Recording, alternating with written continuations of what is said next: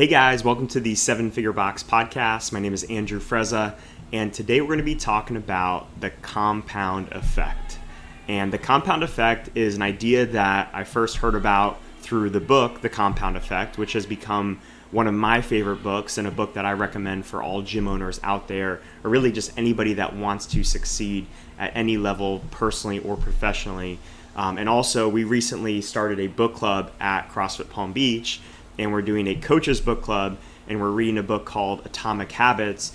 And Atomic Habits has really brought back a lot of the ideas and habits that I first learned and implemented after reading The Compound Effect. So I want to talk about this idea of the compound effect, how it plays a role in my life, and how it's played a role in our business, CrossFit Palm Beach, and how I've now taken this idea into this new venture, 7-Figure Box, and the Rockstar Coaching Course, and how I'm applying this idea in a business where I haven't really seen the fruits of the compound effect, but I'm using it to propel me forward and keep me motivated along the way.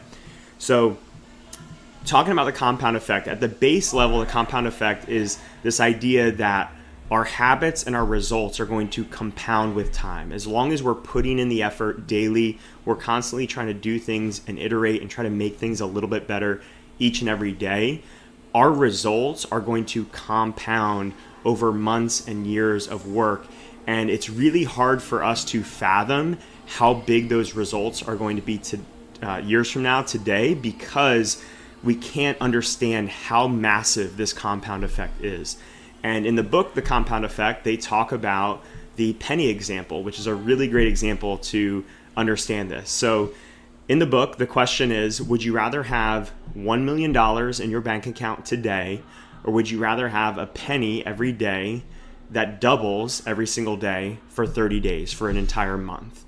And when you think about this example, it's kind of hard to understand. Like, you think, okay, a penny a day, at day 2, it's going to be 2 cents, then 4 cents, then 8 cents. I mean, I can see where it's going to eventually get to something big, but you're talking 15, 20 days in, it's still not that big, right? You've put in a lot of work. The effort's been doubling every single day. The value's been doubling every single day, yet the end result isn't that big. And when you do the math and you're 25 days in, you're still far less than that $1 million number that person could have had on day 1, that you could have had on day 1. But when we get to day 30, because we're doubling every day, that turns out to be $5 million, over $5 million on day 30. And not only that, if that were to continue out, right, that turns into $10 million, $20 million. You've set the stage to make a lot more than someone who'd have just taken $1 million from day 1. So that's kind of just a way to wrap your head around this idea of compounding.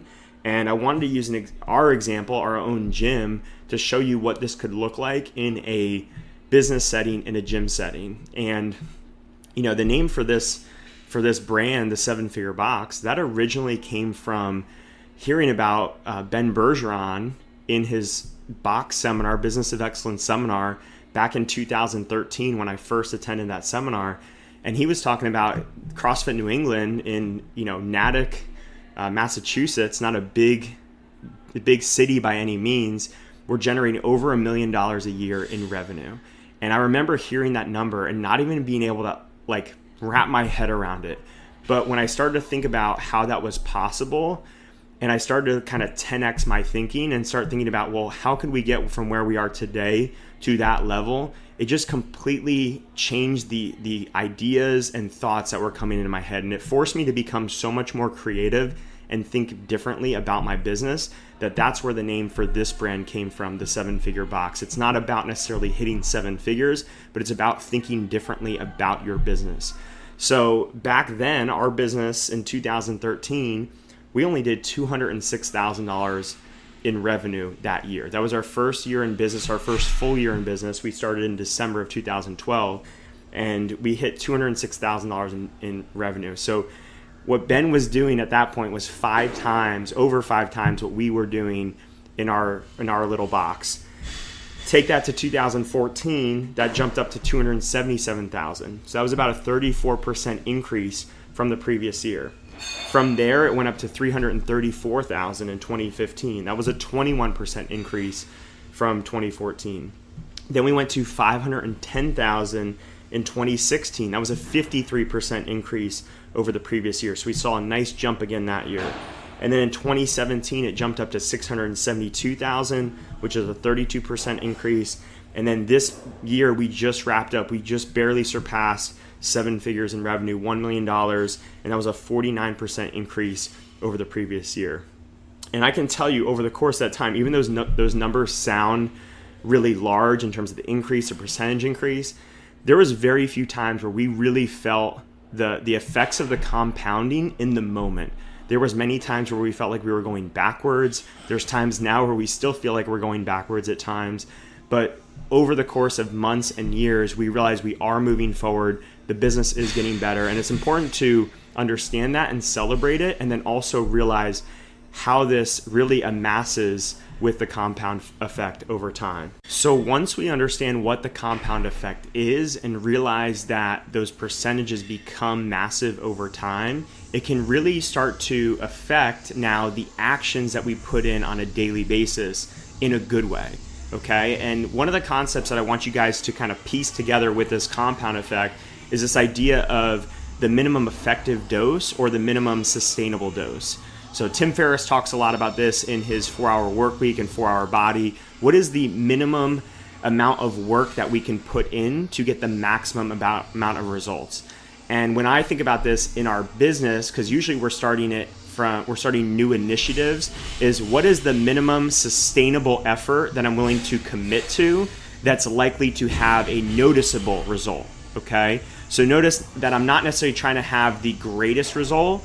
I just want to create a positive result. I want to initiate the compound effect. And I'm trying to figure out, based on my time and my schedule and my current capacity, what's the minimum amount I'm willing to commit to in order to create some kind of positive result and ignite this compound effect.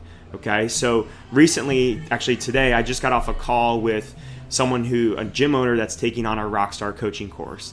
And she hasn't yet done consistent weekly meetings with her team. In fact, the most often they've met is about once every 2 months. So part of the Rockstar Coaching Course is getting our gym owners to start doing regular meetings. And we try to get every gym owner to do weekly or bi-weekly meetings. And before we got on the call, she was pretty committed to doing weekly meetings.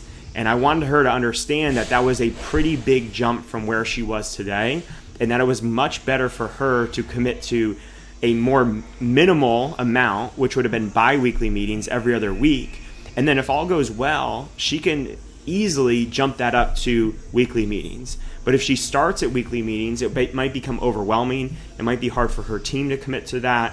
And then she might run out of ideas. It's going to be hard for her to go from having a meeting outline and content for one meeting every 2 months to now having to have the content for a meeting every week, right? And we're providing the content for the Rockstar Coaching Course for every week, but once she gets done with that, she's going to be on her own, and it's going to be very hard for her to create that content. So just to alleviate things from her side a little bit and to get this process started, I encourage her to do every other week meeting.